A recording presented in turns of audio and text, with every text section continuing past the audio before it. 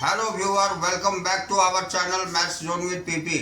मैं संजीव कुमार आज आपको क्लास 12 इको की बुक 2 की चैप्टर 10 जो सरकारी बजट तथा अर्थव्यवस्था है उसकी पार्ट 3 की जानकारी देता हूँ। पार्ट 1 की और पार्ट 2 की लिंक डिस्क्रिप्शन में आपको मिल जाएगी, वहाँ जा कर के आप देख सकते हैं। तो आइए स्टार्ट होते हैं अब। हाँ, तो आइए आज की क्लास प्राथमिक घाटा प्राइमरी डिफिसिट से शुरू करते हैं। तो इसके अंतर्गत पहली पॉइंट है प्राथमिक घाटा राजकोषीय घाटे तथा भुगतान किए जाने वाले ब्याज का अंतर है, यानी primary deficit is the difference between fiscal deficit and interest payment, यानी प्राथमिक घाटा बराबर होती है राजकोषीय घाटा माइनस ब्याज भुगतान। यानी हम कह सकते हैं पीडी बराबर एफडी माइनस आईपी। यहाँ पीडी जो है प्राथमिक घाटा है और एफडी राजकोषीय घाटा है और आईपी ब्याज भुगतान है। अब अगली पॉइंट राजकोषीय घाटा सरकार की उधार संबंधी आवश्यकता को दर्शाता है, जिससे संचित राष्ट्रीय ऋणों पर ब्याज का भुगतान शामिल होता है, जबकि प्राथमिक घाटा सरकार की उधार संबंधी आवश्यकताओं को दर्शाता है, जिसमें ब्याज का भुगतान शामिल नहीं होता। अब अगली पॉइंट अन्य शब्दों में प्राथमिक घाटा चालू वर्ष के व्यय तथा चालू वर्ष की प्राप्तियों के कारण सरकार की उधार संबंधी आवश्यकता को बताता है। अब हम इसका निहितार्थ देखेंगे, यानी इम्प्लीकेशंस। तो इसके निहितार्थ के अंतर्गत में पहला पॉइंट है प्राथमिक घाटे के निहितार्थ राजकोषीय घाटे के समान है, केवल अंतर यह है कि प्राथमिक घाटे के पिछले ऋणों के कारण ब्याज भुगतानों का भार शामिल नहीं होता। अगली पॉइंट है प्राथमिक घाटा केवल उधार को दर्शाता है जब चालू वर्ष का व्यय ज्यादा होता है चालू वर्ष की प्राप्तियों से। अब आइए अब हम तालिका 10.2 के अंतर्गत राजस्व घाटा, राजकोषीय घाटा तथा प्राथमिक घाटा का डिफरेंसेस देख लेते हैं, जिसे हम revenue deficit, fiscal deficit and primary deficit बोलते हैं। तो आइए सबसे पहले हम अर्थ जानते हैं। तो राजस्व घाटा के अंतर्गत यह राजस्व प्राप्तियों का राजस्व व्यय का आधिक्य है। दूसरी पॉइंट है राजस्व घाटा बराबर होता है राजस्व व्यय माइनस राजस्व प्राप्तियां। अब राजकीय घाटा के अंतर्गत यह कुल प्राप्तियों उधार के अतिरिक्त पर कुल व्यय का आधिक्य है, यानी हम कह सकते हैं राजकोषीय घाटा बराबर होता है बजट व्यय माइनस बजट प्राप्तियां उधार के अतिरिक्त। अब हम प्राथमिक घाटा देखते हैं। तो इसके अंतर्गत यह राजकोषीय घाटे तथा ब्याज के भुगतान के बीच का अंतर है, यानी हम कह सकते हैं प्राथमिक घाटा बराबर होता है राजकोषीय घाटा माइनस ब्याज भुगतान। तो ये हम तीनों का अर्थ देखें। अब हम इसका संकेत देखते हैं। तो संकेत यानी इंडिकेशंस। तो राजस्व घाटा के अंतर्गत यह बजटीय व्यय को प्रबंधित करने हेतु सरकार की उधार की आवश्यकता को प्रकट करता है। ये पहली पॉइंट थी। अब दूसरी पॉइंट हम देखते हैं। ये राजकोषीय घाटा के अंतर्गत पहली पॉइंट यह ब्याज के भुगतान सहित सरकार की उधार लेने की सीमा को प्रकट करता है। अब हम बजटीय घाटा के अंतर्गत पहली पॉइंट देखते हैं। यह ब्याज के भुगतान के अतिरिक्त सरकार की उधार लेने की सीमा को प्रकट करता है। अब हम इसके कारण तथा प्रभाव देखेंगे, जिसे हम कॉज एंड इम्पैक्ट बोलते हैं। तो पहली पॉइंट है इसमें उच्च राजस्व घाटा निम्न कर प्राप्तियों तथा आर्थिक सहायता पर उच्च व्यय के कारण उत्पन्न होता है। अब दूसरी पॉइंट है इससे उधार लेने की स्थिति उत्पन्न होती है, जबकि राजकोषीय घाटा के अंतर्गत उच्च राजकोषीय घाटा उधार के रूप में देश में राजकोषीय अनुशासन के अभाव को प्रकट करता है। दूसरी पॉइंट है यह अंतर्राष्ट्रीय मुद्रा बाजार में देश की क्रेडिट रेटिंग को कम करता है। अब हम बजटीय घाटा के अंतर्गत प्राथमिक घाटा उधार की आवश्यकता को प्रकट करता है जब वर्तमान ऋण पर ब्याज के भुगतान को छोड़ दिया जाता है या उसकी अवहेलना की जाती है। दूसरी पॉइंट है यह देश के राजकोषीय अनुशासन का निरंतर अभाव को प्रकट करता है। तो इस तरह हमने इन तीनों में डिफरेंस देखा।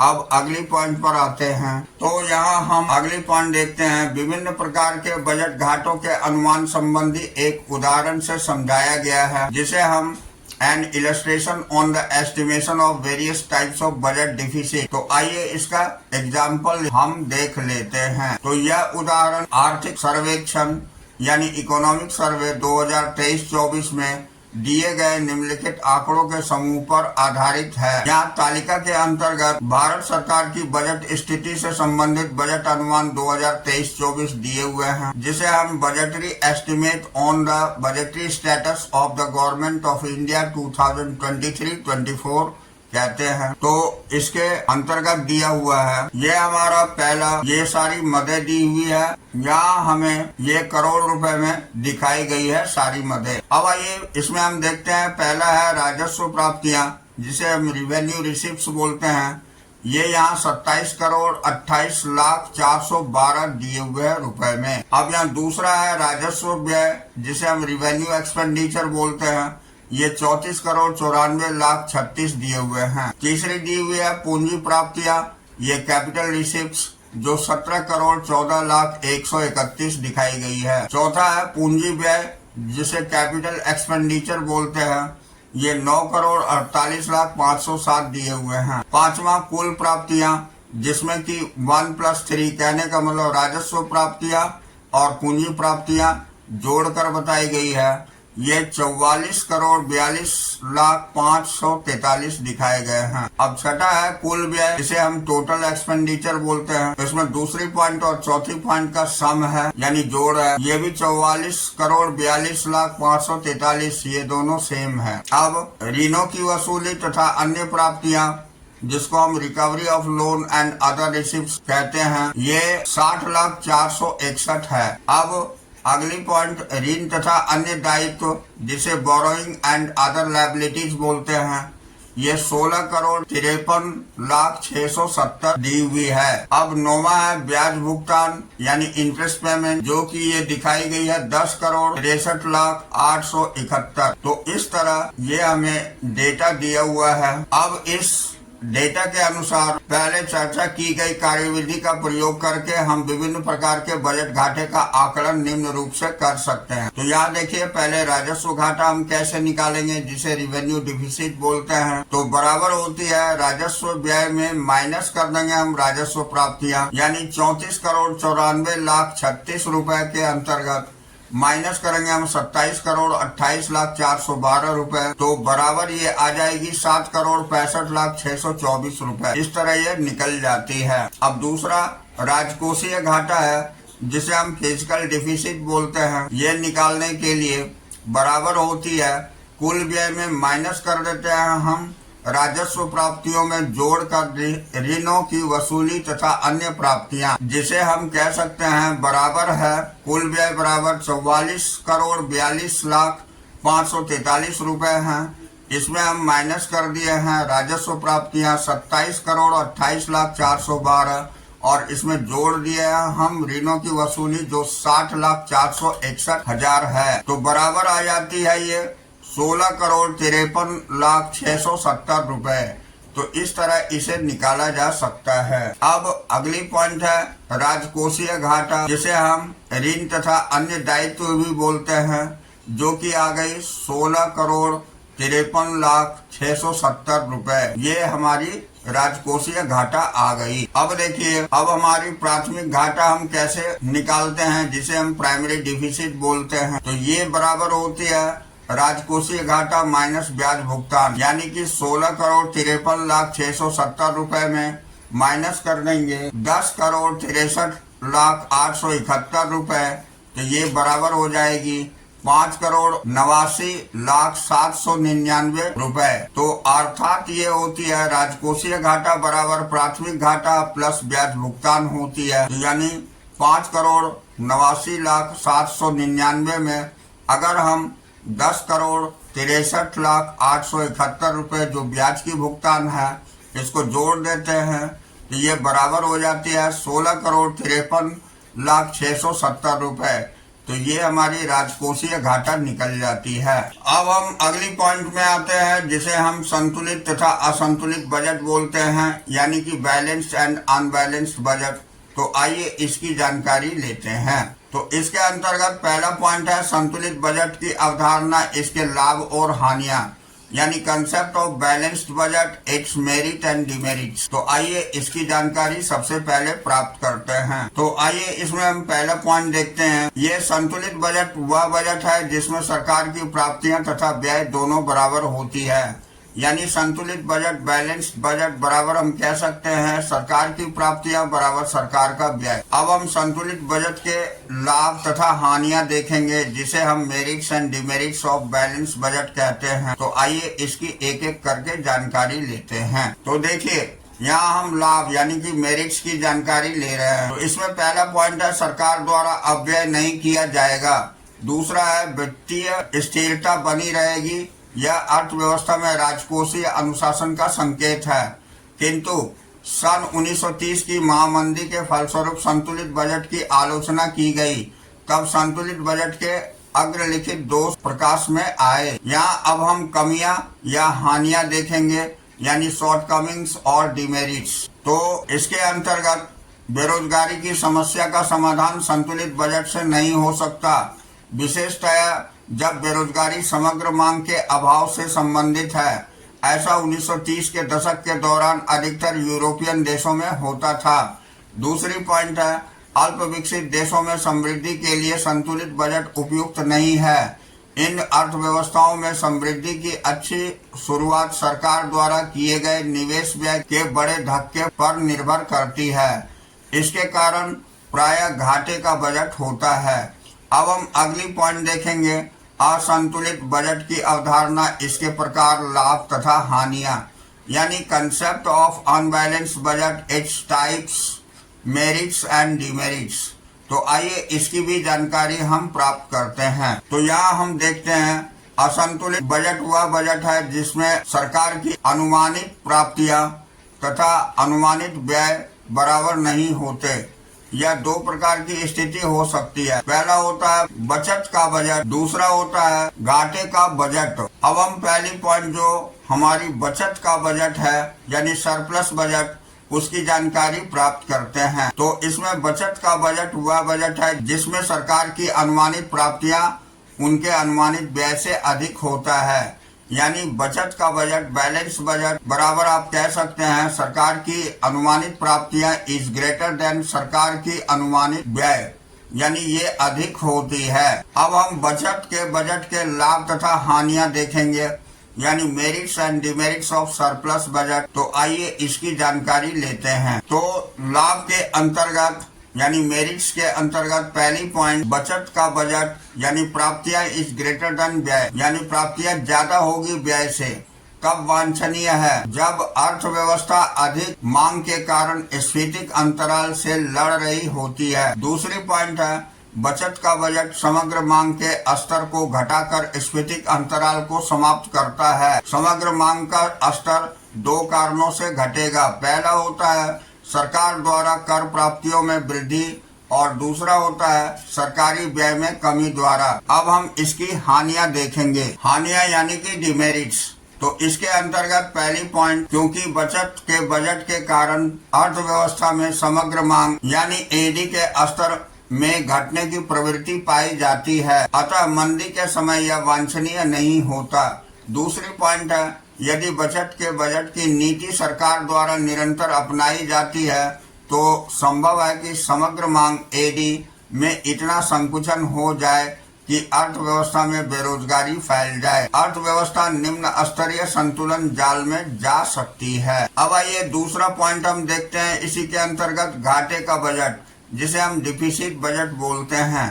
तो आइए इसकी जानकारी लेते हैं। तो घाटे का बजट वह बजट है जिसमें सरकार का अनुमानित व्यय उसकी अनुमानित प्राप्तियों से अधिक होता है। यानी हम कह सकते हैं घाटे का बजट यानी deficit budget is equal to सरकार की अनुमानित व्यय ज्यादा होगी सरकार की अनुमानित प्राप्तियां से। अब हम केंद्र तथा अन्य आधुनिक अर्थशास्त्रियों ने घाटे के बजट पर बल दिया है और उसके निम्नलिखित लाभ बताए हैं। घाटे के बजट के लाभ तथा हानियां, merits and demerits of deficit budget. तो इसका लाभ, पहली पॉइंट है केंद्र ने मंदी की स्थिति को ठीक करने के लिए घाटे के बजट को एक महत्वपूर्ण उपकरण बताया है। दूसरा, उसके अनुसार मंदी की स्थिति में समग्र मांग एडी का स्तर नीचे होने के कारण निवेश का स्तर बहुत नीचा हो जाता है। फलस्वरूप नियोजित उत्पादन का स्तर पूर्ण रोजगार स्तर पर होने वाले उत्पादन से बहुत नीचा हो जाता है। बेरोजगारी एक राष्ट्रीय समस्या बन जाती है और घाटे का बजट दो तरह से समग्र मांग एडी के स्तर को ऊपर उठाता है। पहला है प्रत्यक्ष रूप से सरकार को अधिक व्यय के लिए प्रेरित करके, तथा दूसरा है अप्रत्यक्ष तौर पर लोगों को अधिक व्यय यानी निवेश तथा उपभोग के लिए प्रेरित करके। अब हम हानियां देखते हैं जिसे हम डिमेरिट्स बोलते हैं। तो पहली पॉइंट है मुद्रास्फीति की अवधि में घाटे की बजट वांछनीय नहीं है। इस अवधि में समग्र मांग एडी पूर्ण रोजगार के लिए आवश्यक समग्र पूर्ति के स्तर से अधिक होती है। दूसरी पॉइंट है ऐसी स्थितियों में घाटे का बजट जब एएस नहीं बढ़ सकती, समग्र मांग तथा समग्र पूर्ति के बीच के अंतर को और भी अधिक बढ़ा देगा। फलस्वरूप स्फीतिक अंतराल बढ़ेगा और मजदूरी कीमत जाल जब कीमतों में वृद्धि के साथ मजदूरी में वृद्धि होती है, तब मजदूरी के वृद्धि के साथ कीमतों में वृद्धि होती है, यानी मजदूरी जाल उत्पन्न हो जाएगा। अब हम देखते हैं क्या करें और क्या ना करें, डूज एंड डोंट्स। तो इसमें सबसे पहली पॉइंट हम देख रहे हैं राजकोषीय घाटे की वित्त व्यवस्था को राजकोषीय घाटे की समस्या का समाधान नहीं समझना चाहिए। तो आइए इसकी जानकारी लेते हैं। तो राजकोषीय घाटे की वित्त व्यवस्था तथा राजकोषीय घाटे की समस्या का समाधान दो अलग अलग बातें हैं। राजकोषीय घाटे की वित्त व्यवस्था उधार के माध्यम से की जा सकती है, परंतु यह समस्या का समाधान नहीं है। राजकोषीय घाटे की समस्या का समाधान निम्नलिखित रूपों में पाया जाता है। तो पहला है सरकारी व्यय को कम करके और दूसरा है सरकारी राजस्व में वृद्धि करके। हालांकि भारत जैसे देशों में जहां जनसंख्या का एक बड़ा प्रतिशत निर्धनता रेखा के नीचे रहने वाले वर्ग का है, सरकारी व्यय को कम करना इतना आसान नहीं है। निर्धनता रेखा से नीचे रहने वाली जनसंख्या भोजन, आवास, कपड़ों तथा शिक्षा के लिए सरकार पर निर्भर करती है। इसी प्रकार भारत में सरकार के लिए अपने राजस्व को बढ़ाना इतना आसान नहीं है। कर राजस्व का प्रमुख स्रोत है, परंतु जब काफी जनसंख्या निम्न आय पर जीवित रहती है तो प्रत्यक्ष करों यानी आय तथा संपत्ति कर की उच्च दर के कारण केवल कर चोरी की उच्च दर या सीमांत परिवार पर असहनीय कष्ट पड़ता है। अप्रत्यक्ष करों जैसे उत्पादन शुल्क की उच्च दर के कारण भी उत्पादन की लागत बढ़ती है और निवेश प्रेरणा कम होती है। अब अगले पैरा में हम देखते हैं उच्च राजकोषीय घाटे की समस्या का अस्थायी समाधान आर्थिक विस्तार में पाया जाता है। जीडीपी स्तर तथा लोगों की प्रायोज्य आय में वृद्धि होनी चाहिए। जीडीपी का उच्च स्तर स्वतः ही सरकार के लिए अधिक राजस्व सृजित करता है। आय के उच्च स्तर पर भी सार्वजनिक कल्याण तथा सरकारी व्यय स्वतः ही कम हो जाते हैं। राजस्व में वृद्धि तथा व्यय में कमी के कारण राजकोषीय अनुशासन यानी फिस्कल डिसिप्लिन आ जाएगा। अब दूसरी पॉइंट है इस निष्कर्ष पर कभी भी न पहुंचे कि संतुलित बजट सरकार की एक उपलब्धि है। संतुलित बजट की ओर एक कदम का अर्थ है देश के राजकोषीय अनुशासन की ओर एक कदम। यह अनिवार्य है। अर्थव्यवस्था स्फीतिकारी जाल यानी इन्फ्लेशनरी स्पाइरल की अवस्था में गुजरती है, परंतु जब अर्थव्यवस्था अतिरिक्त क्षमता यानी एक्सेस कैपेसिटी की समस्या से, जहां संसाधनों के अल्प रोजगार की समस्या से जूझ रही होती है, तो सरकार उच्च निवेश व्यय के माध्यम से हस्तक्षेप करती है। उच्च निवेश व्यय के कारण समग्र मांग के स्तर में वृद्धि होगी तथा अल्प रोजगार की समस्या ठीक हो जाएगी। निसंदेह निवेश व्यय के कारण घाटे का बजट हो सकता है, परंतु यह अल्प रोजगार की समस्या से निपटने के लिए आवश्यक है। तो इस तरह हमने ये आपको दिखाया क्या करें और क्या ना करें। अब हम योग्यता खंड देखते हैं। ये बहुत ही इम्पोर्टेंट चैप्टर के अंतर्गत दी गई खंड होती है। यानी एबिलिटी जोन। इसके अंतर्गत बहुत सारे महत्वपूर्ण टॉपिक होते हैं जो क्वेश्चन के लिए आवश्यक होती है और इम्पोर्टेंट होती है। तो आइए इसमें सबसे पहले हम देखते हैं सार्वजनिक व्यय का महत्व भारतीय अर्थव्यवस्था के संदर्भ में, यानी जिसे हम सिग्निफिकेंस और इम्पोर्टेंस ऑफ पब्लिक एक्सपेंडिचर बोलते हैं with reference to the Indian economy. तो आइए इसकी डिटेल जानकारी प्राप्त करते हैं। तो इसमें पहली पॉइंट है भारतीय अर्थव्यवस्था के संदर्भ में सार्वजनिक व्यय का महत्व निम्नलिखित तथ्यों से स्पष्ट हो जाता है। तो पहली पॉइंट, सार्वजनिक व्यय जीडीपी समृद्धि की गति को तीव्र करता है। जीडीपी समृद्धि के उच्च दर को अग्रलिखित माध्यम से प्राप्त किया जाता है। तो यहाँ देखिए पहली पॉइंट दी हुई है सार्वजनिक क्षेत्र के उद्यमों में निवेश व्यय करके। दूसरी पॉइंट है पूंजीगत उपकरणों की खरीदने के लिए सरकार द्वारा पूंजीगत अनुदान देकर। तीसरी पॉइंट है आगतों की खरीद के लिए आर्थिक सहायता देकर। चौथी पॉइंट है न्यूनतम समर्थन कीमत पर फार्म उत्पादन को खरीद कर। तो इस चारों पॉइंट से हम कर सकते हैं। अब हम अगली पॉइंट देखते हैं सार्वजनिक व्यय आय तथा संपत्ति के वितरण में समानता को प्रोत्साहित करता है। ऐसा वृद्धावस्था पेंशन देकर तथा निर्धनता रेखा से नीचे रहने वाली जनसंख्या को मुफ्त भोजन, शिक्षा और स्वास्थ्य प्रदान करके प्राप्त किया जाता है। अब नेक्स्ट पॉइंट है हमारी सार्वजनिक व्यय आर्थिक स्थिरता को पुनः प्राप्त करने में महत्वपूर्ण भूमिका निभाता है, विशेषतया जब अर्थव्यवस्था में आर्थिक मंदी होती है। सरकार व्यय उपभोग व्यय के साथ निवेश व्यय पर समग्र मांग के स्तर को बढ़ाता है। केवल जब समग्र मांग में वृद्धि होती है तब आर्थिक मंदी का दुष्चक्र टूटता है। अगली पॉइंट है हमारी सार्वजनिक व्यय व्यवस्था। सार्वजनिक व्यय अर्थव्यवस्था में निवेश मैत्रीय वातावरण सृजित करता है। सरकार आधिकारिक संरचना के विकास पर मुद्रा खर्च करती है। यह सड़कों, बांधों, पुलों का निर्माण करती है। यह यातायात के तीव्र और आरामदायक साधनों का आरंभ करती है। ऐसी सुविधाएं निवेश करने की प्रेरणा को प्रोत्साहित करती है। अब हम संक्षेप में देखेंगे तो सार्वजनिक व्यय भारत जैसी किसी कल्याणकारी राज्य में अत्यावश्यक है। यह न केवल जीडीपी समृद्धि को प्रोत्साहित करता है बल्कि यह सामाजिक कल्याण को भी प्रोत्साहित करता है। अब आइए अगली पॉइंट हम देखते हैं सार्वजनिक वस्तुएं, निजी वस्तुएं, सामान्य वस्तुएं और क्लब वस्तुएं, जिसे हम public goods, private goods, common goods and club goods बोलते हैं। तो यहाँ देखिए सार्वजनिक वस्तुएं हमारी प्रतिद्वंदी के अंतर्गत दिखाया गया है कि ये गैर प्रतिद्वंदी होती है और ये गैर वर्जित भी होती है और ये देश की सुरक्षा इसका एग्जाम्पल है। दूसरा है निजी वस्तुएं, ये प्रतिद्वंदी होती है, वर्जित होती है, ये जैसे घर इसका एग्जाम्पल है। तीसरा सामान्य वस्तुएं, ये प्रतिद्वंदी होती है, गैर वर्जित होती है, जैसे ग्रामीण तालाब में मछली पकड़ना। अब चौथा है क्लब वस्तुएं, गैर प्रतिद्वंदी होती है, वर्जित होती है, जैसे टीवी, नेटफ्लिक्स। अब हम यहाँ बता रहे हैं कि प्रतिद्वंदी या प्रतिस्पर्धी किसे कहते हैं।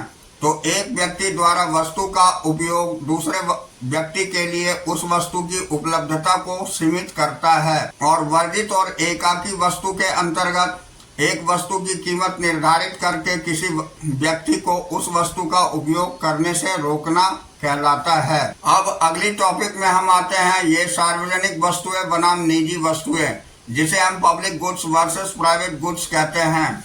तो आइए इसकी डिटेल जानकारी प्राप्त करते हैं। तो सबसे पहले हम सार्वजनिक वस्तुएं यानी पब्लिक गुड्स देखेंगे। तो सार्वजनिक वस्तुएं वे वस्तुएं हैं जो समाज के सभी वर्गों की सामूहिक आवश्यकताओं को संतुष्ट करती हैं, जैसे उदाहरण के लिए कानून एवं व्यवस्था है, प्रतिरक्षा तथा सार्वजनिक प्रशासन है। इन वस्तुओं में निम्नलिखित दो विशेषताएं पाई जाती है। पहला है गैर प्रतिबंधी या गैर प्रतिस्पर्धी, जिसे नॉन राइवलरस बोलते हैं। ये वस्तुएं इस अर्थ में गैर प्रतिद्वंदी होती है कि एक व्यक्ति द्वारा सार्वजनिक वस्तु का प्रयोग दूसरे व्यक्ति के लिए इसकी उपलब्धता को कम नहीं करता है। जैसे उदाहरण में दिया हुआ है पार्क, राष्ट्रीय प्रतिरक्षा सेवाएं जब एक व्यक्ति द्वारा प्रयोग की जाती है तो दूसरे व्यक्ति के लिए ये सेवाएं कम नहीं होती है। अब दूसरी पॉइंट देखेंगे गैर वर्जित और गैर एकाकी, जो नॉन एक्सक्लूसिव कहलाती है। ये वस्तुएं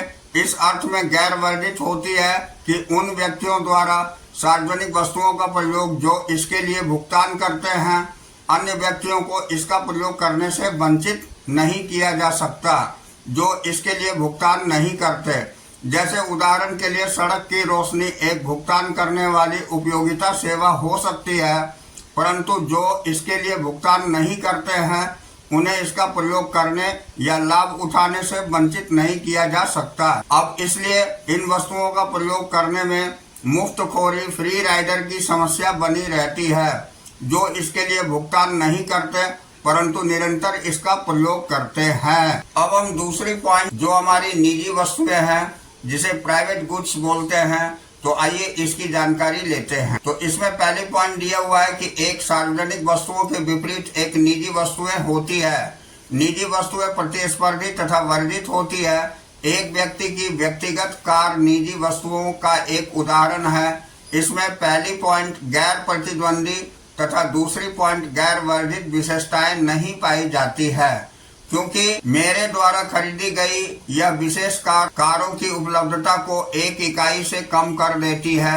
और दूसरी बात, चूंकि मैंने इसके लिए भुगतान किया है, दूसरे को स्पष्ट रूप से इसका प्रयोग करने का कोई अधिकार नहीं है। अब हम देखते हैं अगली पॉइंट, मुफ्तखोरी की समस्या जिसे हम फ्री राइडर प्रॉब्लम बोलते हैं। तो आइए इसकी जानकारी लेते हैं। तो पहली पॉइंट इसमें है कि उस व्यक्ति को मुफ्तखोर कहा जाता है जो वस्तुओं और सेवाओं का लाभ तो उठाता है परंतु उसकी पूरी लागत या आंशिक लागत नहीं देता है। उपभोक्ता लोग सार्वजनिक वस्तुओं का लाभ तो उठाते हैं किंतु उनके सृजन के लिए पर्याप्त योगदान नहीं देते। इसे मुफ्तखोरी की समस्या, फ्री राइडर प्रॉब्लम कहते हैं। दूसरी पॉइंट, सार्वजनिक वस्तुओं के संबंध में मुफ्तखोरी की समस्या बहुत विकट यानी एक्यूट होती है।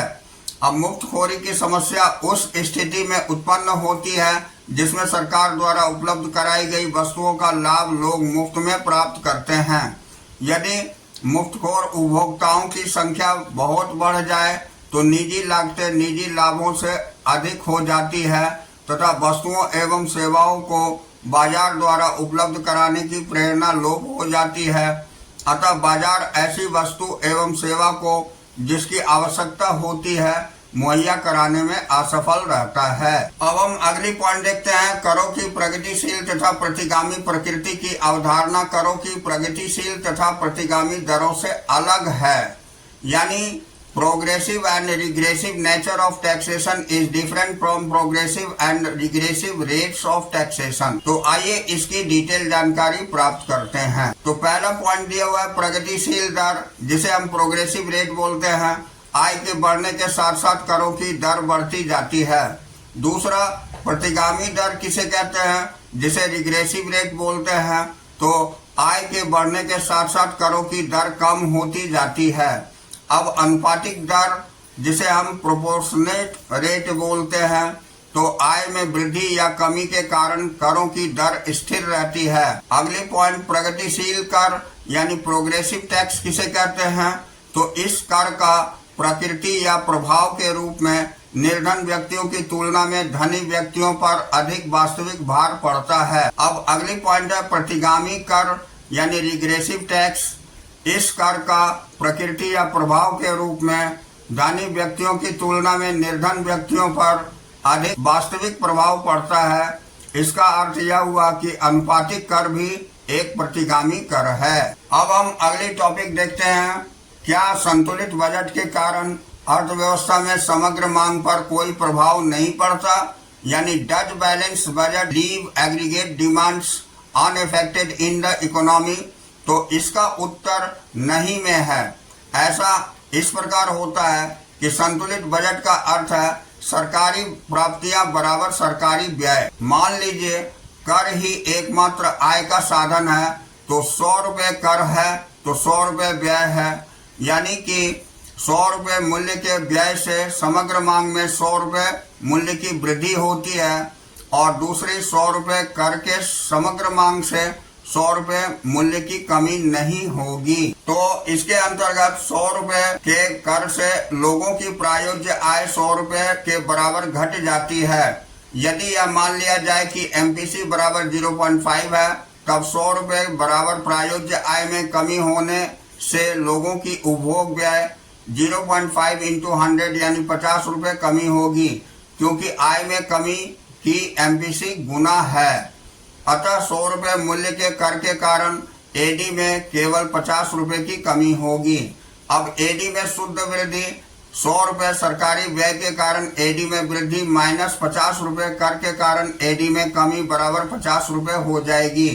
अतः एक संतुलित बजट के कारण AD में वृद्धि की आशा की जाती है। इसलिए संतुलित बजट AD के वृद्धि के लिए तब एक उत्तम नीति उपकरण है जब अर्थव्यवस्था पूर्ण रोजगार को प्राप्त करने के समीप होती है। तो इस तरह हमारी ये आज की चैप्टर 10 कंप्लीट होती है। अगले दिन फिर हम अगली चैप्टर में मिलेंगे। That's all for today. We will meet again on the next class.